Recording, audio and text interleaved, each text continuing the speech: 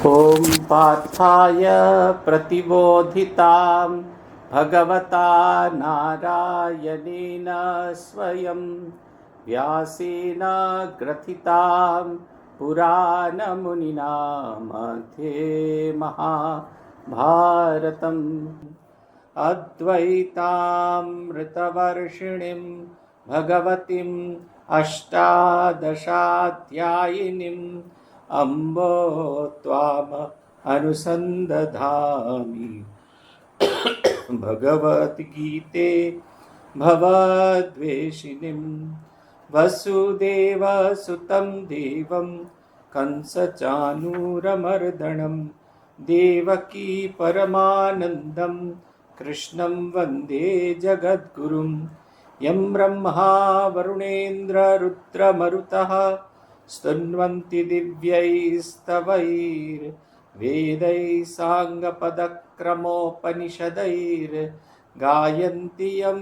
सामगाः ध्यानावस्थिततद्गतेन मनसा पश्यन्ति यं योगिनो यस्यां तं न विदुः सुरासुरगणा देवाय तस्मै नमः।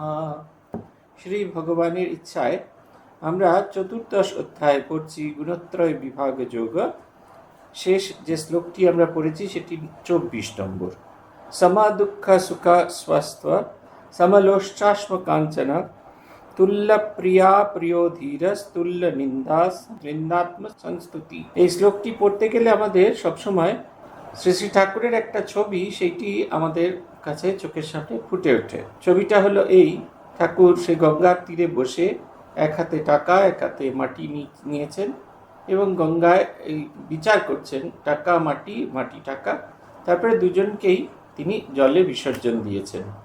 তারপরে হাজরার মতো তার পাটোয়ারি বুদ্ধি এলো এবং পাটোয়ারি বুদ্ধি এসে তার মনে হলো তাহলে কি আমি লক্ষ্মী হারা হলাম। তাই তিনি বলতে থাকলেন, মা তুমি আমার হৃদয়ে থাকো। ঠাকুরের কোনো কথাটাই অপ্রাসঙ্গিক নয়, ঠাকুরের কোনো কথাটাই ফেলে দেবার মতো নয়। এই যে কথাটা তিনি বলছেন, মা তুমি হৃদয়ে থাকো, এটা হচ্ছে আসল সম্পদ, ঐশ্বর্য সম্পদ। লক্ষ্মী শব্দের অর্থ হচ্ছে শ্রী, শ্রী হচ্ছে শ্রী সম্পদ, হচ্ছে হৃদয়ের সম্পদ।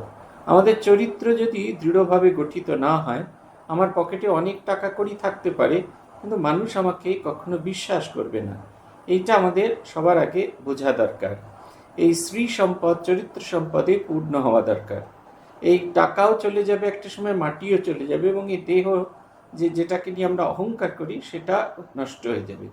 কিন্তু একটি আধ্যাত্মিক চরিত্র সম্পদ যুক্ত একটি উজ্জ্বল জীবন যদি আমরা যাপন করতে পারি তাহলে সে জীবনটা খুব সুন্দর হবে। এটা হচ্ছে কথা। আমাদের অনেকেই আছেন, আমাদের অনুরাগী অনেকেই আছেন, তাদের ভেতরে কেউ কেউ, কালকে একজন যেমন ফেসবুকে এই হোয়াটসঅ্যাপে আমাকে লিখছিলেন একটা মজার লেখা, তারাপদ রায়ের একটা লেখা, যে কীরকম তারা এই এখনকার যুগে যারা আছেন উঠতি বড়লোকের ছবি কি না, 10 আঙুলে 10টা আংটি থাকবে, গলা একটা মোটা চেন থাকবে, হাতে বালা রিসলেট থাকবে, আর আঙুল উঁচিয়ে উঁচিয়ে এমনি এমনি করে কথা বলবে। আমি তাকে বললাম, কয়েকদিন আগে কাকদ্বীপে একজন ভদ্রলোকের সঙ্গে দেখা হয়েছিল, তার 10 আঙুলে 10টা না 14টা আংটি আছে, আর হাতে শুধুমাত্র রিসলেট ছিল না, একটা পাঞ্জাবিদের মতো একটা বালাও ছিল, সোনার বালা। গলা একটা শুধু ওই শিকলের মতো চেন ছিল না, সেটা তো ছিলই, আবার একটা হীরের পেন্ডেন্ট দেওয়া একটা বিছে হার ছিল।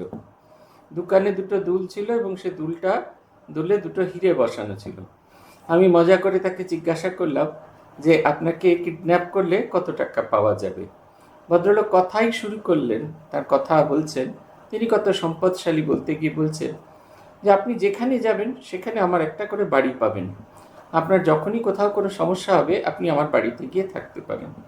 নরেন্দ্রপুরে যদি আপনার আশ্রমে থাকতে না ইচ্ছা করে, আশ্রমের ঠিক পেছন দিকে আমার বাড়ি আছে, পুনাতে 2খানা বাড়ি আছে, ইংল্যান্ডে বাড়ি আছে, এখানে বাড়ি আছে, সেখানে বাড়ি আছে, বলেই চলছেন, চুপচাপ বলে চলছেন। তারপরে যখন দেখছেন আমি কোনো রকম নড়াচড়া করছি না, তখন তিনি আমার ফোন নম্বরটা নিয়ে রাখলেন, বললেন মাঝে মাঝে আমি আপনাকে ফোন করব।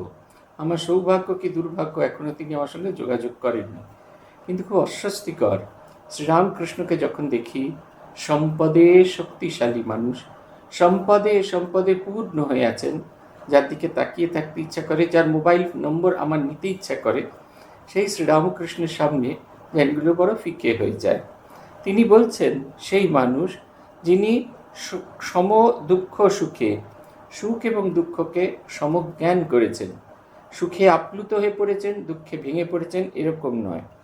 স্ব স্ব সমলোষ্ট্রাশ্ম কাঞ্চনম, আপন যে ভাবনা সেই তার ভেতরে স্থিত হয়ে মৃৎপিণ্ড, প্রস্তর এবং সুবর্ণকে একই জ্ঞান করেছেন। তার কাছে সবটাই সমান, কোনোটাই এক নয়। তুল্য প্রিয় অপ্রিয়, প্রিয় বস্তুতে যেরকম আমাদের আপ্লুতি হয়, অপ্রিয় বস্তুতে যেরকম আমাদের বিরক্তি হয়, সেরকমও নয়। ধীর, সর্ব অবস্থায় শান্তভাবে নিজের ধী শক্তির বিকাশ করেছেন। তুল্য নিন্দা আত্মসংস্তুতি, নিন্দা এবং প্রশংসায় সমবর্তী রেখেছেন, তাকে গুণাতীত বলা হয়। আমরা সত্য-রজ-তম 3 গুণের কথা বলছিলাম, এবং এই সত্য-রজ-তম এই 3 গুণের অতীত না হলে আমাদের অবশ্যই ভগবান লাভ হবে না। এবং এই ভগবান লাভ তখনই হবে যখন আমরা এই 3 গুণের অতীতে যাব। সেই বিখ্যাত গল্পটির কথা আপনাদের মনে আছে। একজন লোককে 3 দস্যু মিলে ধরেছিল। দুজন তাকে বলল, প্রথমজন বলল কে এখানে মেরে ফেলে দিয়ে সব জিনিসপত্র নিয়ে চলে যায়। একজন বলল না না, একে মারার দরকার নেই, একে খুব আচ্ছা করে মারধর করে একে গাছের সঙ্গে বেঁধে রেখে দিয়ে চলে যায়। 2 দস্যু যখন চলে গেল, তৃতীয় দস্যু এলো। সে তার বন্ধন টন্ধন খুলে দিল, খুলে দিয়ে বলল, তোমার কি খুব লেগেছে? চলো তোমাকে আমি তোমার বাড়ির রাস্তা দেখিয়ে দিই। বলে তাকে জঙ্গলের পথ দিয়ে বাড়ির রাস্তা দেখিয়ে দিল। বাড়ির অন্য প্রান্তের দিকে রাস্তা শেষ হলো। তিনি বললেন, এই মাঝের যে রাস্তা, এটা অতিক্রম করো, ওইখানে ওপাশে তোমার গ্রাম। বলছে চলুন না, আপনিও চলুন, বাড়ির লোকেরা খুব খুশি হবেন। তিনি বলছেন, না, আমি যদি ওখানে যাই পুলিশে আমায় ধরবে। ঈশ্বরীয় ভাব, ঈশ্বরীয় জিনিস, এটি সত্য রজতম এই 3 গুণের পার।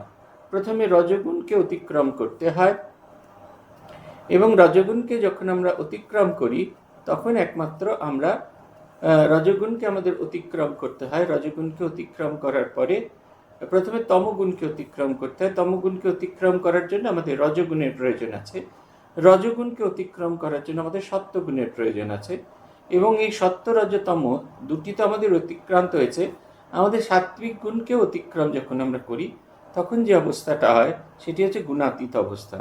সেই অবস্থা প্রাপ্ত হলে ঈশ্বরের দর্শন, ঈশ্বরের অনুভব আমাদের হয়। আমরা এইখানে গিয়ে থেমেছিলাম। তারপরের শ্লোক প্রায় একই কথা বলছেন। মানাপমানয়ো স্তুল্য স্তুল্য মিত্র রিপক্ষয়ো সর্বারম্ভ পরিত্যাগী গুণাতীত স উচ্চতে। 25 নম্বর শ্লোক ভগবান বলছেন, যিনি মান অপমানয়ো তুল্য মিত্র অরিপক্ষয়ো তুল্য। এটা হচ্ছে খুব কঠিন।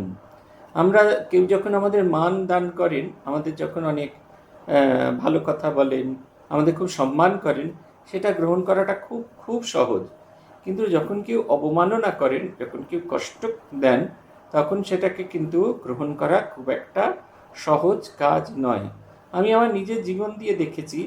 আমি যখন এখানে এলাম, এসে আমাদের এই সেন্টারটা যখন দায়িত্ব নিলাম, যেদিন দায়িত্ব নিয়েছিলাম 2018 সালের 27শে অগস্ট, সেদিনের অ্যাকাউন্টস চেক করতে করতে দেখলাম যে ততক্ষণে আমাদের এই কেন্দ্র 9% ডেফিসিটে ভুগছে। মানে 31 মার্চ 2018-তে যেখানে 2% সারপ্লাস ছিল, এত প্রচুর পরিমাণে খরচ হয়েছে এবং এত কম টাকা এসেছে। ফলে আমি যেদিন চার্জ নিচ্ছি 27 তারিখে, দয়া করে এইগুলো করবেন না, এটা আমার আপনাদের কাছে অনুরোধ। এই ক্লাস চলাকালীন এই যে হাত তোলা, এটা একটু দয়া করে করবেন না, ভীষণ ডিস্ট্রাকশন হয়। তাই যেদিন দায়িত্ব নিলাম সেদিনকে দেখলাম যে আমাদের 9% ডেফিসিট হয়ে গেছে, এবং সেই ডেফিসিট মেনটেন করে এগিয়ে যাওয়াটা খুব কঠিন। কোনো রকম কোনো খরচা করা যাচ্ছে না। কলকাতাতে আসতে হচ্ছে প্রত্যেক মাসে, তখন 2 বার করে আসতাম, 5 দিন 10 দিন করে। এখানে আশ্রমে থেকে বিভিন্ন জায়গায় গিয়ে বিভিন্ন মানুষের কাছে অ্যাপ্রোচ করে, বিভিন্ন প্রতিষ্ঠানের কাছে অ্যাপ্রোচ করে, রোজ বক্তৃতা দিয়ে ভক্তদের কাছ থেকে টাকা কালেকশন করে আমরা সেই অবস্থাটাকে বেরিয়ে যাওয়ার চেষ্টা করতাম। তখন মনে হতো আমি তো ভগবানেরই কাজ করছি। আর এখানকার মানুষরা মাঝে মাঝেই আসতেন এবং এসে যখন আমাকে পেতেন না, পরবর্তীকালে আমার সম্পর্কে বলতেন, সাধু থাকে না, শুধু ঘুরে বেড়ায়, শুধু ঘুরে বেড়ায়। এখনও বলেন, এখনও যে বলেন না তা নয়, কিন্তু এখন আমার খানিকটা সয়ে গেছে। কিন্তু তখন খুব মনে আঘাত লাগতো। মনে হতো যে আমি তো আমার জন্য করি না, এখানকার মানুষরা ভালো থাকবে, এখানকার মানুষরা আনন্দে থাকবে, তাই তো করি। এই যে দেখুন, যখন এখানকার মানুষরা আমার মাথায় মুকুট পরান তখন কিন্তু আমার কিছু কষ্ট হয় না, কিন্তু এরা যখন অবমাননা করে তখন খুব কষ্ট। তাই আজকে পড়তে পড়তে ভাবছিলাম এই দুটো ভীষণ কঠিন। যে গুণাতীত অবস্থা কীরকম না, যিনি মান এবং অপমানকে সমবুদ্ধি সম্পন্ন করেন, একই অর্থে দেখেন, মানেতেও যেমন গলেন না তেমনি অবমাননাতেও গলেন না। প্রব্রাজিকা ভারতী প্রাণা মাতাজির একটি স্মৃতি কথা পড়ছিলাম কয়েকদিন আগে। সেখানে দেখছিলাম একটি মন্দিরে, দক্ষিণ ভারতের একটি মন্দিরে গিয়েছেন। সেখানে অধ্যক্ষা হিসেবে তাকে ওভেশন দেওয়া হচ্ছে, সম্মান দেওয়া হচ্ছে। সেই তাকে আরতি করা হচ্ছে, দেবতার প্রসাদী কাপড় গায়ে পরিয়ে দেওয়া হয়েছে, তারপরে দেবতার সেই মুকুট সেটা মাথায় দেওয়া হয়েছে, প্রদীপ দেওয়া হয়েছে, সব কিছু দেওয়া হয়েছে। সেইটা নেবার সময় তিনি ঠিক যেরকম শান্ত, আবার একটা জায়গায় গিয়েছেন, সেখানে খুব ভালো খাবার দাবারের জায়গা নয়, অপরিচ্ছন্ন। শ্রদ্ধাপ্রাণা মাতাজি তাড়াতাড়ি করে সেই জায়গা পরিষ্কার পরিচ্ছন্ন করে খাওয়ার ব্যবস্থা করছেন, কিন্তু যথেষ্ট যেটা পরিষ্কার করার দরকার ছিল ততটা হয়নি। তার মন খুব খুঁতখুত করছে। কিন্তু দেখলেন ভারতী প্রাণা মাতাজিকে, তিনি সবার মতোই শান্ত হয়ে সেইখানে বসেই খাচ্ছেন। একটা রেস্ট হাউসে সেইখানে খাওয়ার ব্যবস্থা হয়েছিল পথেতে, তিনি সেইখানেই খাচ্ছেন। শ্রদ্ধা প্রাণাজির লেখাতেই আছে যে দু অবস্থাতেই তাকে একবারে শান্ত দেখলাম। যখন তিনি মন্দিরের যে এটা নিচ্ছেন, সম্মান নিচ্ছেন, তখনও যেমন তিনি শান্ত ছিলেন, তেমনি আবার তিনি এই যখন এই যে ওভেশনটা নিচ্ছেন তখনও তিনি শান্ত ছিলেন। দু অবস্থাতেই শান্ত। এটা খুব কঠিন। মান অপমানয় তুল্য, মিত্র অরিপক্ষয় তুল্য। এটা আরও কঠিন। বন্ধুদেরকে আমরা সহজে জীবনকে গ্রহণ করতে পারি, যারা শত্রু তাদেরকে আমরা বর্জন করে চলি, তাদেরকে আমরা এড়িয়ে চলি। পূজ্যপাদ আত্মস্থার এই স্মরণানন্দজির একটা স্মৃতি কথা সেদিন পূজনীয় দীপ্তি প্রকাশ মহারাজ বলছিলেন, নরেন্দ্রপুরে শুনছিলাম। আমরাও দেখেছি এটা মহারাজকে। মিটিংয়ে খুব ফাটাফাটি হয়েছে কোনো একজন স্বামীজির সাথে। তিনি স্মরণানন্দজির বিরুদ্ধে বলেছেন, এমনকি সিস্টেমের বিরুদ্ধে বলেছেন, এমন বলেছেন সকলের খারাপ লাগছে। কিন্তু মিটিং যখন শেষ হয়ে গেল তখন তিনি সেই সাধুটির তার কাঁধে হাত দিয়ে বলছেন, চলো একটুখানি কফি খেতে যাই। দুজনেই খুব কফি ভালোবাসেন এবং দেখে বোঝা যাচ্ছিল না যে দুজনের খুব মারপিট হয়েছে, মানে কথা কাটাকাটি হয়েছে, একে অপরের সঙ্গে করছেন। এটা অদ্ভুত। এটা এই বোধটা মিত্র এবং অরি এই দুপক্ষকে সমানভাবে গ্রহণ করা এটা খুব একটা সহজ নয়। সর্ব আরম্ভ পরিত্যাগী, সর্বপ্রকার উদ্যম শূন্য। সর্বপ্রকার উদ্যম শূন্য মানে তিনি যে কোনো কাজ শুরু করেন না, যেটা প্রয়োজন সেইটা। আমাদের হেডকোয়ার্টার্সে ভারী সুন্দর একটা জিনিস লেখা থাকতো, এখন আছে কিনা জানি না। একটা দপ্তরে লেখা ছিল, একটা কাঁচের ওপর একটা লেখা ছিল, do what you can, then do what is possible, see you are doing impossible. প্রথম যেটুকু করা সম্ভব সেটা করো, ডু হোয়াট ইউ ক্যান, তোমার দ্বারা তোমার শক্তিতে যেটা করা সম্ভব হয়। তারপরে দেখো যেটা হওয়া জরুরি, পসিবল, তারপরে দেখা যাবে ইউ আর ডুইং ইম্পসিবল। কাজের এই একটি সূত্র হেডকোয়ার্টার্সে আমাদের দিয়ে দেওয়া হয়েছিল। আমাদের কখনোই যেচে লাফিয়ে ঝাঁপিয়ে অন্য কোনো কাজ বাড়ানোর কোনো রকম প্রস্তাব ছিল না আমাদের কাজের ভিতরে। এটা একটা জিনিস আমাদের হেডকোয়ার্টার্সে শেখানো হতো যে আমি এই দপ্তরে খুব ভালো কাজ করেছি বলে সেইখানে গিয়ে অদল বদল করে দেবো, তা কিন্তু নয়। আমরা দেখেছি এরকম যে এক দপ্তরে ছিলেন, আরেক দপ্তরে গিয়েছেন। হেডকোয়ার্টার্সে একটা দপ্তরে সেবারে ভাঙা চোরা ছিল, সেই দপ্তরকে একবারে সুন্দর করে গুছিয়ে গাছিয়ে সাজিয়ে দিয়ে গেছেন। পরের দপ্তরে গিয়ে পরের দপ্তরের মতো করে আছেন, আগের দপ্তরের যে ছাপ সেটা কখনো পড়েনি তার ভেতরে। এই কর্মফল আমাদের নতুন কর্ম করতে উদ্যোগী করে। কর্মফল আমাদের বলে আরো বেশি কর্ম করতে হবে। বলছেন স গুণ অতীত ত্রিগুণাতীত, স গুণ অতীত উচ্চতে। সেই মানুষই, তখন সেই মানুষকে ত্রিগুণাতীত বলে থাকি, যিনি তিন গুণের পারে গিয়েছেন। ২৬ নম্বর শ্লোকে বলছেন, মাঞ্চ ইয়ো ব্যাভিচারেণ ভক্তি যোগেন সেবতে সগুণান সমতিত্বৈতান ব্রহ্ম ভূয়ায় কল্পতে। ইয়ঃ চ, এবং যিনি মাম আমাকে, অর্থাৎ সর্বভূতের ভেতরে যে ঈশ্বরকে তিনি দর্শন করেছেন।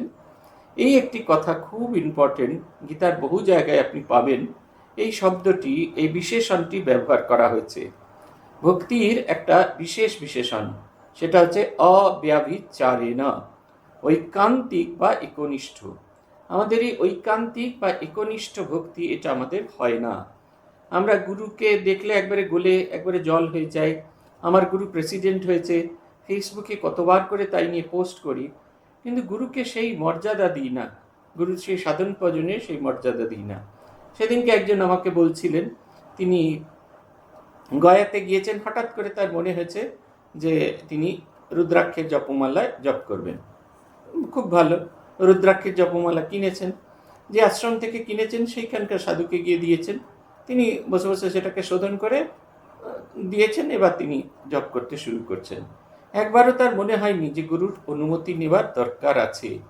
আমার সাধন ভজন সংক্রান্ত শেষ কথা আমার গুরু বলবে। আমার গুরু যদি শরীরে না থাকেন তাহলে সঙ্গের সঙ্গগুরু এই কথা বলবেন, আর অন্য কারুর কোনো কথা বলার দরকার নেই। আমরা সবসময় বয়ে যাই, আমরা আমাদের নিজেদের ভাবেতে একনিষ্ঠ থাকি না।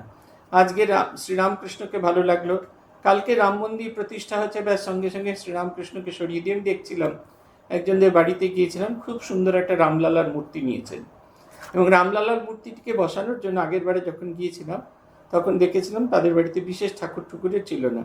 ঠাকুর মা স্বামীজি, তাদের গুরুদের ছবি এবং মা লক্ষ্মী ছিলেন। এবার গিয়ে দেখলাম ঠাকুর মা স্বামীজি ডান দিকে চলে গেছেন এবং মাঝখানের যে ফাঁকা অংশটা সেইখানে রামলালা বসেছেন। আমার কোনো আপত্তি নেই, কিন্তু এই যে ভাবটা, এটা যদি মনের ভেতরে বসে তাহলে কিন্তু খুব মুশকিল। আমাদের এই অবিবেকচারিণী ভক্তি দরকার। শ্রীরামকৃষ্ণ বলছেন যে জল খুঁড়তে হবে, জল খোঁড়ার জন্য চেষ্টা করছি। এই যখন জল খোঁড়বার জন্য চেষ্টা করছি তখন একটা ভূমিখণ্ড যেখানে জল আছে সেখানে নানা জায়গায় খুঁড়লে হবে না, কোনো একটা জায়গায় বিশেষ জায়গায় খুঁড়ে যেতে হবে। খুঁড়তে করতে সেখান থেকে জল পাওয়া যাবে। প্রথম দিকে শুকনো জিনিসই পাওয়া যাবে, জলীয় কোনো জিনিস পাওয়া যাবে না, কিন্তু যখন আমরা খুঁড়ে খুঁড়ে যাব তখন আমরা এগিয়ে যাব। এই যে একভাবে খুঁড়ে যাওয়া, এইটাকে বলছেন অবিব্যভিচারিণী ভক্তি।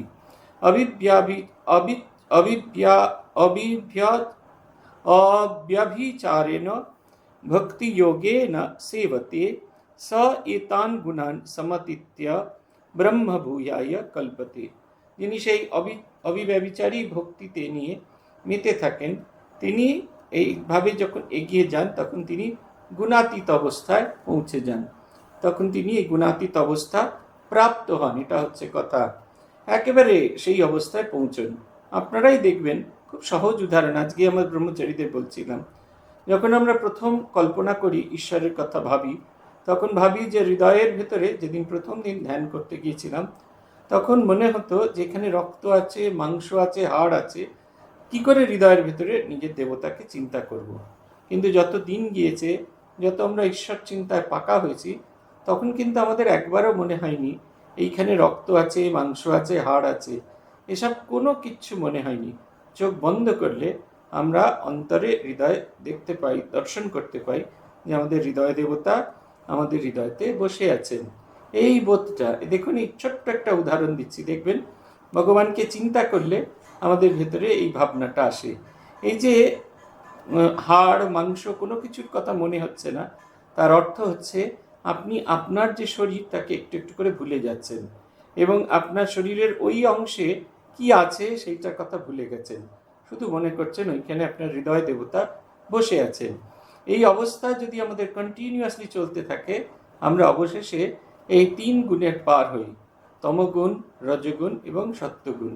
দুর্গা পুজোর সময় আপনারা যারা দুর্গা পুজো দেখেন, একটু প্রতিমার দিকে ভালো করে খেয়াল করে দেখবেন দেবী দুর্গা তিন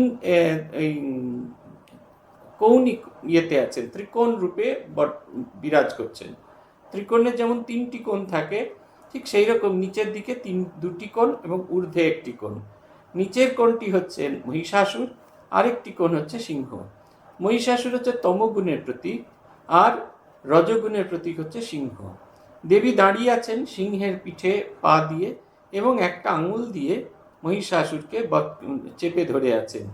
তিনি শান্ত ভাব, তমগুণের শান্ত ভাব এবং রজগুণের তৃপ্ত ভাব দুটিকেই গ্রহণ করেছে। কিন্তু এইগুলির ওপরেও একটা জিনিস আছে, দেখবেন দেবীর মাথার উপর যে চালচিত্র আঁকা আছে, ঠিক দেবীর মুকুট যেখানে শেষ হয়েছে সেইখানে দেখবেন শিবের একটা মূর্তি আছে। শিবের মূর্তিটি ভারী সুন্দর। আগে আমাদের সঙ্গীত সংগ্রহ গ্রন্থে কভার পেজে এটি ব্যবহার করা হতো। সেটি হচ্ছে শিব তম্বুরা বাজাচ্ছেন, বিভোর হয়ে সেই তম্বুরা বাজাচ্ছেন, সেই সুরের স্বরে তিনি একদম মুগ্ধ হয়ে আছেন। ওইটা হচ্ছে ত্রিগুণাতীত অবস্থা। যে ত্রিগুণাতীত অবস্থায় থাকলে আমরা ভগবানকে চিন্তা ভগবানের ভাবে একেবারে বিভোর হয়ে থাকি। এই যে ব্রহ্ম ভূয়ায় কল্পতে, ব্রহ্মের ভাব, ব্রহ্ম ভাব লাভ করতে সমর্থ হই, এটা হচ্ছে সেই ভাবটি। এই অধ্যায়ের শেষ শ্লোক বলছেন, ব্রহ্মণো হি প্রতিষ্ঠাম অমৃতস্য ব্যয়স্য চ শাশ্বতস্য চ ধর্মস্য সুখ শান্তিকস্য চ। আমাদের সমস্ত চেষ্টার উদ্দেশ্য কি সেটা এখানে বলছেন। হি, যেহেতু, অহম ব্রহ্মণ প্রতিষ্ঠা, আমি, অর্থাৎ শ্রীকৃষ্ণ নিজে বলছেন আমি যেমন ব্রহ্মের স্থিতি বা আশ্রয়, আমাকে কেন্দ্র করে সেই ব্রহ্মের ভাবটি জাগ্রত হয়।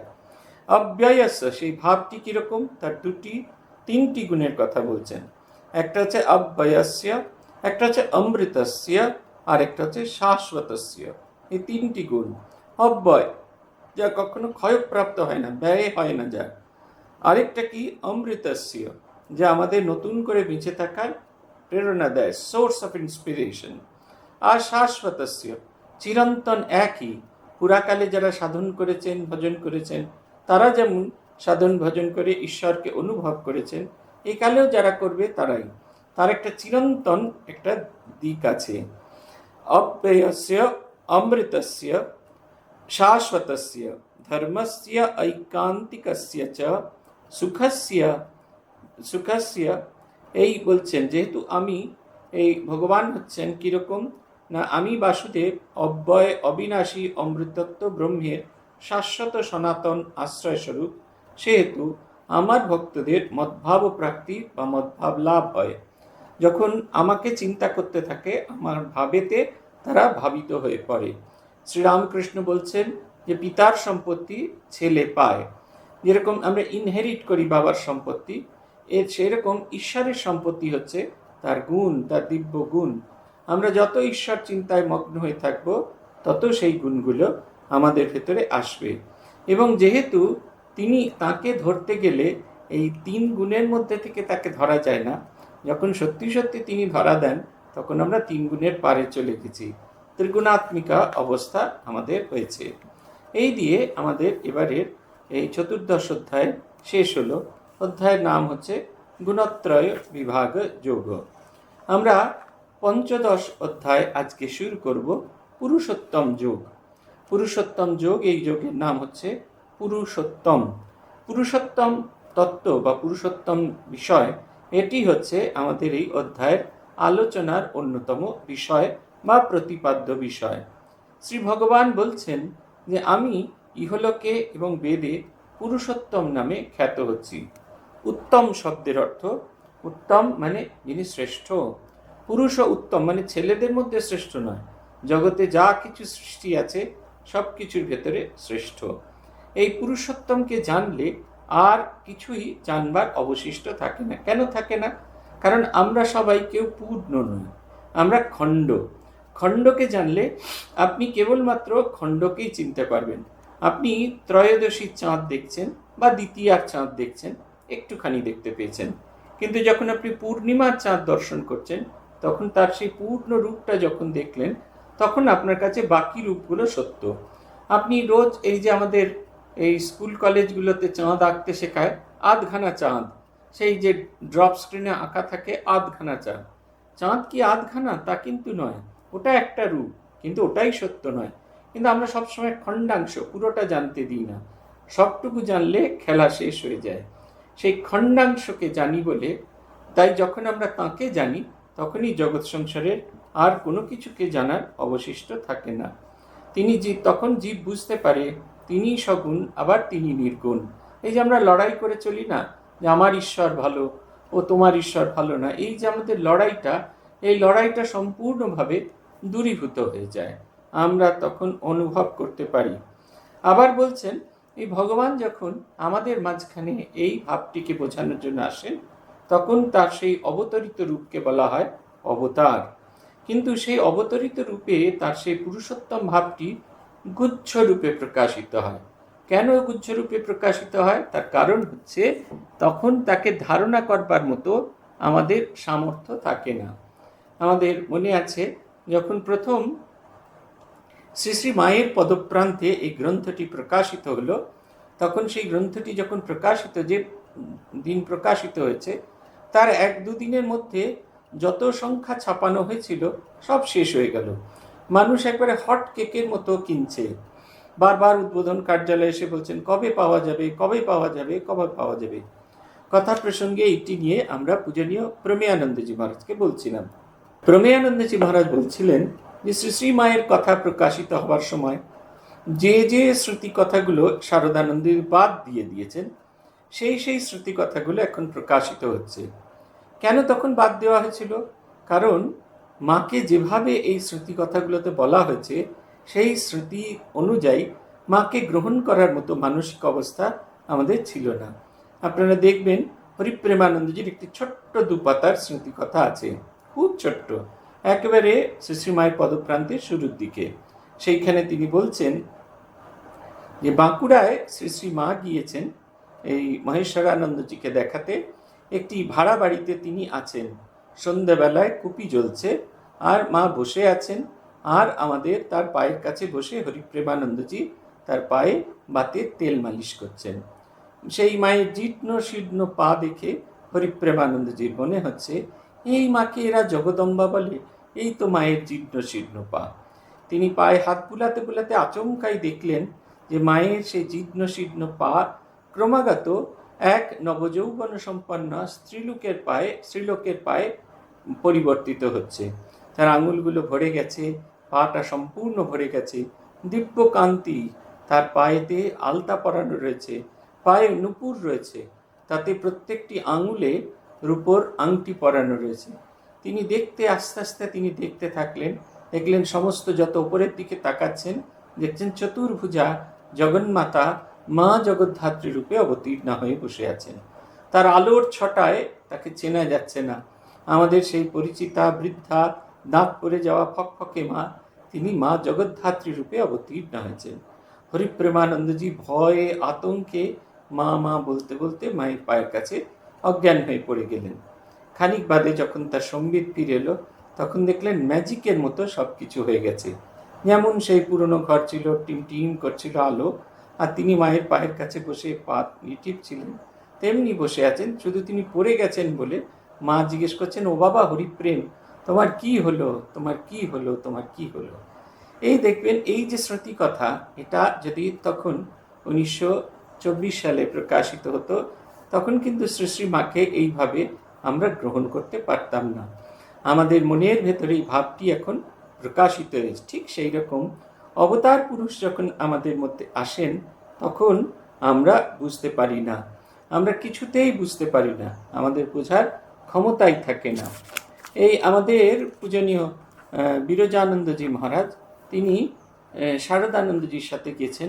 সেবার প্রথমবার জগদ্ধাত্রী পুজো হচ্ছে প্রতিমায় জয়রামবাটিতে। শ্রী শারদানন্দজির সাথে গেছেন হরমোহন মিত্র, গোলাপ মা, যোগিন মা, এরা অনেকেই গিয়েছেন।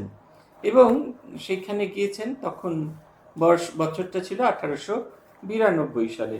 হরমোহন মিত্র, বৈকুণ্ঠনাথ সান্যাল, যোগিন মা, গোলাপ মা, এরা সবাই গিয়েছিলেন। কালীকৃষ্ণ মহারাজ বা বিরজানন্দজি, তার যে বয়স তখন 19 বছর, তিনি যখন মাকে গিয়ে প্রণাম করলেন, মা তখন তার সেই চিবুক ধরে তাকে চুমু খেয়ে আদর করলেন। তারপরে এরকম অভিজ্ঞতা আমাদের কালীকৃষ্ণ মহারাজের এর আগে কখনো হয়নি। তিনি অবাক হয়ে মাকে দেখছেন, মায়ের সেই মাতৃমূর্তি, করুণার মূর্তি ঝরে পড়ছে। তারপরে তখন তিনি ফিরে আসছেন, যেদিন ফিরে আসছেন সেদিনকে তার একটা অদ্ভুত কাণ্ড হতে থাকলো। তিনি ফিরে এলেন, ভীষণ মন খারাপ। যত দূর যাওয়া যায়, যত দূর যেতেন তত দূর দেখলেন মা দাঁড়িয়ে আছেন। সেই আমাদের দিঘির পাড়ে মা দাঁড়িয়ে আছেন, গরুর গাড়ি একটু একটু করে এগিয়ে চলেছে, মা দাঁড়িয়ে আছেন। ক্রমাগত মা বিরাট মূর্তি থেকে বিন্দুতে রূপান্তরিত হয়েছেন, তখনও মা দাঁড়িয়ে আছেন। পরবর্তীকালে এই ঘটনাটির কথা লিখতে গিয়ে স্বামী বিরজানন্দজি লিখেছিলেন, শূন্য হৃদয় নিয়ে বরানগর মঠে ফিরে এলুম। শূন্য হৃদয় বা বলি কেমন করে, মায়ের অপার্থিব ভালোবাসায় ভরা হৃদয় নিয়ে ফিরে এলাম। মার কথা যা সামান্য শুনেছিলাম তাতে কে জানতো মা এরকম, মা এরকম করে মন প্রাণ কেড়ে নিয়ে আপনার হতো আপন করে নেবেন। বাড়ির মাকে তো খুব ভালোবাসতুম, তিনিও কত ভালোবাসতেন, কিন্তু এই যে জন্ম জন্মান্তরের মা, চিরকালের আপনার মা, এইটি হচ্ছে কথা। এই দেখুন, আমাদের ভগবানের সঙ্গে আমাদের যে নিত্য সম্পর্ক আছে সেইটি আমরা জানতে পারি না। গীতার ৫ম অধ্যায় আছে, জিজ্ঞেস করছেন তিনি যে তুমি যে বলছো, একে বলেছো বিভীষণকে বলেছো, মনুকে বলেছো, একে বলেছো, তুমি তো এই সেদিন জন্মালে, তুমি কি করে এত লোককে জানলে? তোমার তো এত লোককে জানার কথা নয়। ভগবান বলছেন, বহুনি মে ব্যাতিতানি জন্মানি তব চার্জুন তান্যহম বেদ সর্বাণি নত্বম বেত্থু পরন্তপ।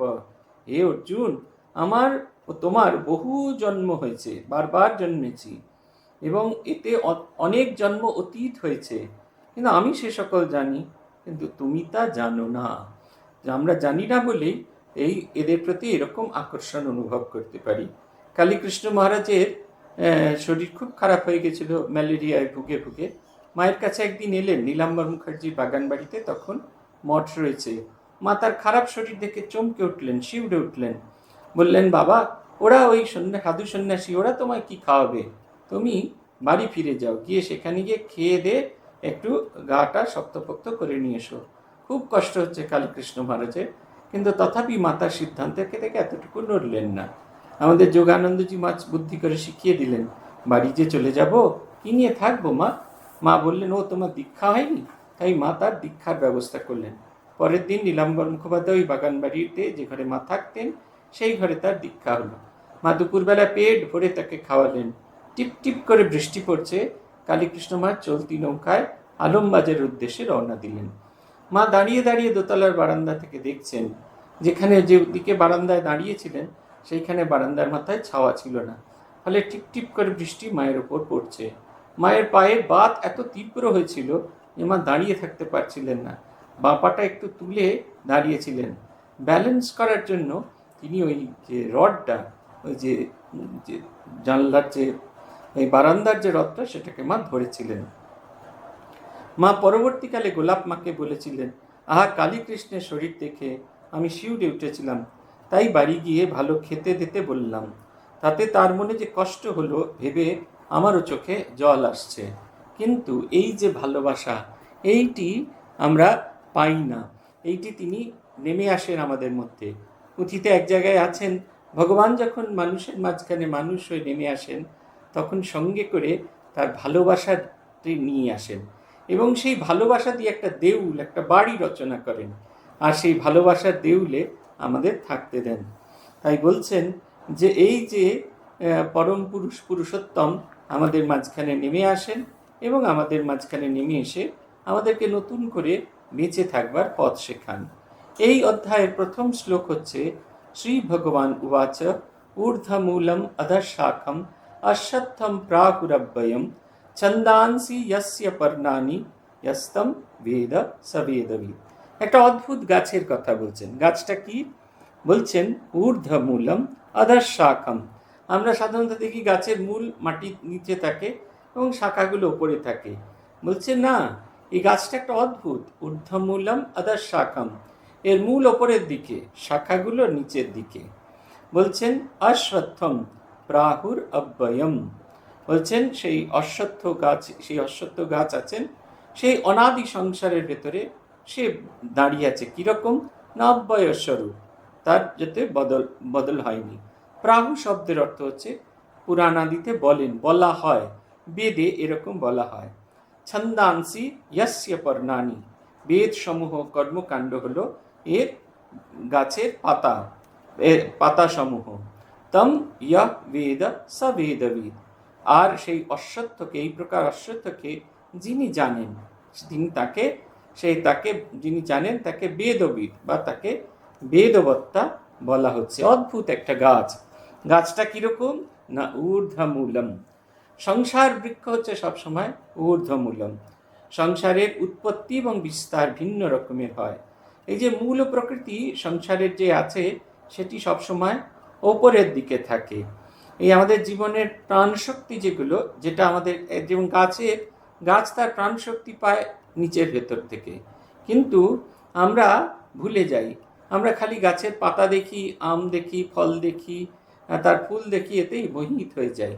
কিন্তু এই যে ফুল, ফল, আম গাছ এটা তৈরি হচ্ছে, এটার সোর্সটা হচ্ছে মাটির তলায় আদর্শ যেটাকে আছে। এমন একটা গাছ যেখানে ভগবান দেখাচ্ছেন আদর্শটা উপরে, প্রথম তাকে ধরতে হবে।